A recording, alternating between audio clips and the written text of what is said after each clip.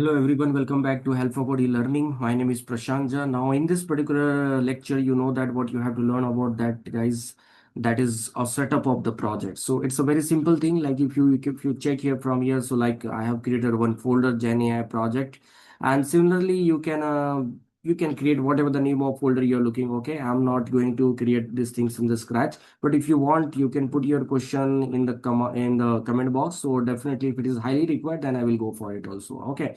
But right now, if you check here, I've created multiple folders. Like this is my environment, and this environment I have activated here. Okay, and that is, you know, that how to activate the command.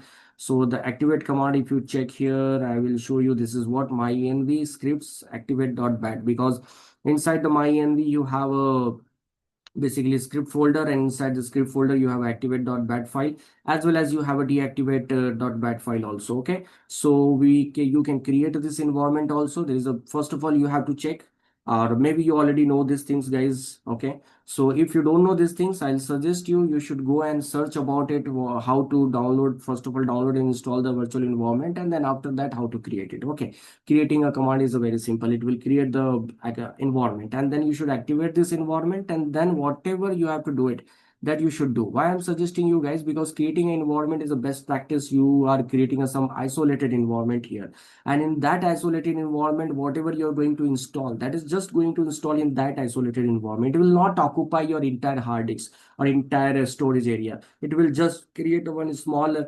isolated space, and over there all the packages and dependencies, whatever you're going to install, that is going to be stored. Okay, and it is going to be saved. So that is what you can do. Or if you are not looking to do these things, if you are good and comfortable with the Jupyter, you can use the Jupyter also. If you're comfortable with the collab, so you can use the collab also. From my side, this is not an issue. Okay, but you must create the requirement.txt file. Okay, because in the txt file, if you check here, right now, if you check here, guys, so we have this kind of, dependencies and packages. So this is very important package. We can say that that is what we required for the rack system. Okay, not every package is required, but whatever the package is going to be required, so that is very important. So in the requirement.txt file, you should create the requirement.txt file so that you can work on it. Okay, and that is what you have to follow, and that is what you have to do here, guys. Okay, so I'll just suggest you that let's follow these things and complete your setup. And if you're using a collab and